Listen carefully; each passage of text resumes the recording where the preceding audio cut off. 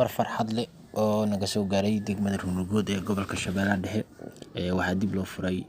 isbitaalkii weynaa ee degmada ay lahayd oo xiray muddo ilaa 4 sano ah kaas oo markii hore shaqo bilaabay balse kadib xirmay arrimo maamul xumo iyo qaab dhakhtarka wanaagsaneyn ay ku dhacday in la xiro waxaa ilaahay mahadiya boggaan Runugood Media inuu wax badan tabiyay oo si weyn uga hadlay degmada iyo nooca ay tahay iyo isbitaalkii ka maqan oo yahay qayb weyn oo degmada ka maqan beedkan Runugood Media oo mar walba jecel inuu degmadiisa soo bandhigo una sheego bulshada Soomaaliyeed qaasatan bulshada ka soo jeeda degmada ku aftirsata inay dib isku abaabulaan istaan degmada hore isbitaalka quruxsan wadooyinka hore la baxaan qaasatan aan la hadlayno dhalinyarada Soomaaliyeed oo da'yarta ah maadaama ay dhalinyaradii hore ay degmada wax u qaban maaragtay jaahilnimo ku dhacday dabcan waxaan doonaynaa inay jaahilnimadaas ay nagu dhicin oo aan sameeyno isbedel aan kulan si jeelka aan dhali doono mustaqbalka ay ugu noolaadaan degma fiican oo weyn oo dhisan ay doorasho ka soo gali karaan kuna faani tagaan runtii maanta hadaad qof kale degmo kale iyo adigu hadaad ku kaftantiin adigu waxaad naqaysaa nin tuulo ka soo jeedo maadaama ay degmada Runugood ay la soo qashaneen beedkan wuxuu isku xil saaray inuu ninka la yiraahdo degmada faafiyo mar walba ka hadlo oo na tuso inay degmo tahay runtii degmo way tahay balse waxaa naga maqan qeyrkii degmanimo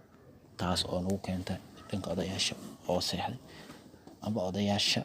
qaasatan ka soo jeeda oo ah odayaal si kale wax u fahma oo qaab kale ka tali aansan balse qaab midnimo iyo aan dimuqraadiya aan ka talin amba degmo jecel isbitaalkan waxaa 2 bil ka hor ayaa la furay maanta qof ku sugan aag isbitaalka ayaa la hadlaynay wuxuu noo sheegay inuu furan yahay oo shaqada waxay intuu qaabilay siina furnaado in ciidanka Ilaahay muqdishana laga qaaday dhaqaatiirta laga qaaday la geeyo goobtaas si weyn u shaqeeyo waxa qalad aan badhaba ayna ka taagnayn dadka deegaankana lagu wargeliyay ayna u sheegan qof kale aan la hadalnay ayaa noo sheegay in isbitaalku furan yahay oo bari subax xanuun hay awgi uga doono daawo sugan ulbiisa ku booqo doono qoftaas wuxuu noo sheegay in isbitaalka bari ku dhigi doono qaabka loo soo dhaweeyo iyo qaabka daawada loo siido iyo dhaqaatiirta hadba akhlaaqooda iyo wanaagooda oo soo arki doono ka bacdi inuu la soo xariir doono beedka Runugood Media wax badan naga sii doono waxaan jeclaan qoftaas codkeeda inaan idan maqashino marka saxaabay dhalinyarada ka soo jeeda waxaan la hadlayaa waxa waaye dhalinyarada ka soo jeeda degmada Runugood gobolka Shabeellaha Dhexe inay sada hadda ay tahay degmada aan wax ka bedelno dabcan dadku nagama aqal badno nagama awood badno nagama xoolo badno nagama dadnimo badno waa in ko kala Ilaahay soo noo sameeyay aqli nagama maqan ku jira ma jiraan laakiin waxa la isleeyahay xaq dameernimada waxaad ka dhimatay dhalinyarada degmada Runugood sheegaya intiba ninkiiba 40 sano ka yar waa dhalinyaro waxaan u sheegayaa inaad aatiin dameerka ka dhinta walaalayaal degmada aan dhisano waraan isku nimaano waraan shir yeelano waraan degmada quruxsan war biilka yar oo qaadano lacagta yar joon hada ka yar aan ku shaqeyno aan dibadda joogo gudaha joogo aan wax iska jirnaa aan degmada meel u dhig aan akoon sameysano degmada ay leedahay lacagta lagu aruuriyo walaalay odayaasha iyo qaabkii wadaan meel isaga leexino saan ku degmo soo saaran war hadda degmadu waa degmo way faafaysaa laakiin garabkii dhalinyarada naga maqan walaalayaal boggaan Runugood Media ku soo xima si share kale si faafiya asxaabta firinaysa si gaasiya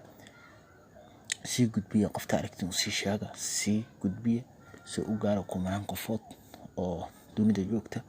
si qof kamid ah oo Ilaahay hanti siiyo oo uga soo dhaxbayo oo qanciyo codkan ay beedkan uu soo gudbiyo soo degmada u maalgasho oo waxa nala hadla wiil ku nool wadamada qurbaha Jarmalka jooga wuxuu noo sheegay in $100,000 ku maalgasho doona degmada Runugood oo wallahi aan ku dhaw wallahi billahi tala magac Ilaahay waa inaan been ku sheegay asxaabi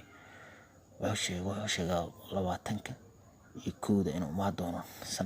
sanadkan gabagabadiisa oo degmada $100,000 ku maalgashi doono. waa haddii la tuso, balse wuxuu ila shuruud ah in qaabka ganacsiga ay u bixiyso aanu soo bandhigo. waa ku maqanaa ilaahay waxaan leenahay walaalkeen ha keeno kii maalgashi ha ka dhigo, dad badanna ha keeno kii kuwii maalgashi ha ka dhigo. walaalayaal bogaan taageero leegdhaha sheerdhaha waxaan ka rabnaa maanta lacag amran laakiin sheerta iyo leega siina faafi mahasanidiin saxaabiyo mar walba way jecel nala la soo xiriir wixii xogan noo sheeg anugu wixii naga maqan ka qaldan nasaxa. waa mahadsantihiin galab wanaagsan.